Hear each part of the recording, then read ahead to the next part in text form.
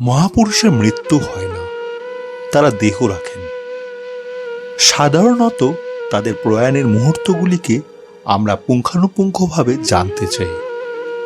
সাধারণ মানুষের উৎসাহ রয়েছে তা নিয়ে। যারা মহাপুরুষ হন, জীবনে, কর্মে, সমাজ, দেশ, প্রজন্মকে দিক নির্দেশ করেন। তারা কিভাবে মারা যান, আমাদের সঙ্গে তাদের মৃত্যুর মিল কোথাও বা অমিল বা কতটা, সব নিয়ে কৌতূহল স্বাভাবিক। প্রায় ১০০ শতক ধরে প্রজন্মের পর প্রজন্ম যে মহাপুরুষের মৃত্যু নিয়ে ভেবেছে, তিনি যুগাবতার বিবেকানন্দ। বিবেকানন্দের মৃত্যু নিয়ে কোনো রহস্য না থাকলেও কিভাবে তার মৃত্যু হয় তা নিয়ে প্রশ্নের কোনো শেষ নেই।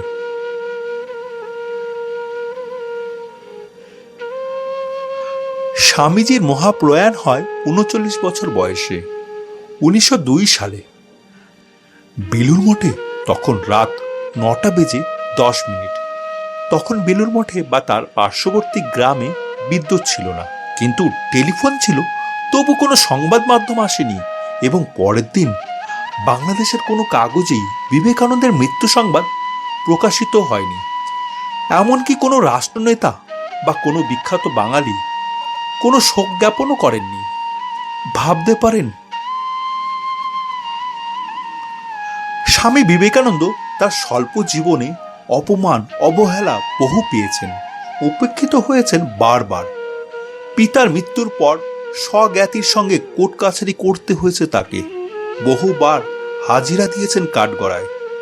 নিদারুণ দরিদ্রের সংসারে সকালে উঠে অফিস পাড়া ঘুরে ঘুরে চাকরির খোঁজে বেরোতেন। দিনের পর দিন মাকে বলতেন, মা, আজ রাতে বন্ধুর বাড়িতে খেতে যাব। প্রায় দিনই দেখতেন সংসারে চাল, ডাল, নুন, তেল কিছুই নেই, কিন্তু ভাই ও বোনেদের নিয়ে 5টা পেটের খাবার কিভাবে জুটবে। মুদির দোকানে ধার করে মাকে 1-2 দিনের চাল দিয়ে মাকে বলতেন, আমার রান্না করো না মা। দিন 2 বন্ধুর বাড়িতে নিমন্ত্রণ আছে, কিন্তু কোথায় নিমন্ত্রণ। অনাহার আর অর্ধ পেটে থাকতেন তৎকালীন নরেন্দ্র। ভাবা যায়, চরম দরিদ্রের মধ্যে সারা জীবনটাই টেনে নিয়ে গেছেন। 23 বছর বয়সে শিক্ষকের চাকরি পেলেন মেট্রোপলিটন স্কুলে, যার প্রতিষ্ঠাতা বিদ্যাসাগর মশাই, আর হেডমাস্টার বিদ্যাসাগরের জামাতা। জামাতা পছন্দ করতেন না নরেন্দ্রনাথ দত্তকে।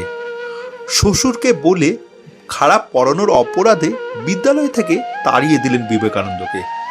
অথচ যার জ্ঞান, বুদ্ধি, বুৎপত্তি তর্কাতীত, অন্তত সেই সময়েও। আবার বেকার বিবেকানন্দ। বিদেশেও তার নামে এক বাঙালি গুরু প্রচার করেন। বিবেকানন্দর বেশ কয়েকটি বউ ও 10-12 ছেলেপুলের পিতা।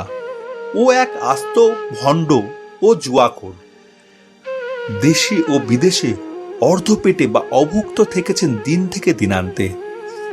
চিঠিতে লিখেছিলেন, কতবার দিনের পর দিন অনাহারে কাটিয়েছি, মনে হয়েছে আজই হয়তো মরে যাব। জয় ব্রহ্ম বলে উঠে দাঁড়িয়েছি, বলেছি, আমার ভয় নেই, নেই মৃত্যু, নেই ক্ষুধা, আমি পিপাসাবিহীন। জগতের কি ক্ষমতা আমাকে ধ্বংস করে।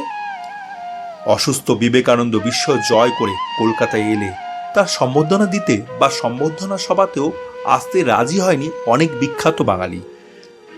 নামগুলি অব্যক্তই রইল। শেষে প্যারীচাঁদ মিত্র রাজি হলেও তিনি বলেছিলেন, ব্রাহ্মণ নয় বিবেকানন্দ, ও কায়েত, তাই সন্ন্যাসী হতে পারবে না। আমি ওকে ব্রাদার বিবেকানন্দ বলেই মঞ্চে সম্বোধন করব। 1898 বিদেশের কাগজে তার বাণী ও ভাষণ পড়ে আমেরিকানরা অভিভূত, আর বাঙালিরা? সেই বছরই অক্টোবরে অসুস্থ স্বামীজি কলকাতার বিখ্যাত ডক্টর রসিকলাল দত্তকে দেখাতে যান। চেম্বার 2 সদর স্ট্রিট, কলকাতা জাদুঘরের পাশের রাস্তা।